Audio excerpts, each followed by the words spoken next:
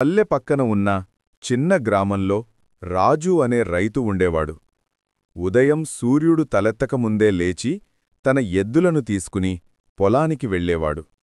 వర్షం వచ్చినా, ఎండ మండినా రాజు చిరునవ్వు మాత్రం మారేది కాదు. ఒక్కసారి ఆ గ్రామానికి వరుసగా 3 నెలలు వర్షం రాలేదు. నేల పొడిబారిపోయింది. పంటలు ఎండిపోతూ ఉండడం చూసి రాజు హృదయం నిస్సహాయంగా మారింది. ఒకరోజు గ్రామ పెద్దలు అందరినీ సమావేశానికి పిలిచారు. మనమందరం కలిసి కొత్త చెరువు తవ్వితే ఎలా ఉంటుంది అని రాజు ధైర్యంగా అన్నాడు. కొందరు సందేహపడ్డారు, ఇంత పెద్ద పని సాధ్యమా అని.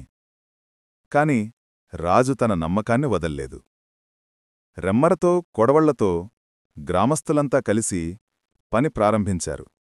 రాజు ముందుండి పనిచేయడంతో అందరికీ కొత్త ఉత్సాహం వచ్చింది. వారం రోజుల కష్టంతో పెద్ద చెరువు సిద్ధమైంది.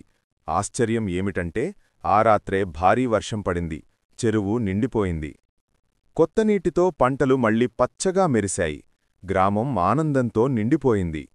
రాజును చూసి పెద్దలన్నారు, నీ ధైర్యం, నీ నమ్మకం ఈ గ్రామాన్ని కాపాడింది.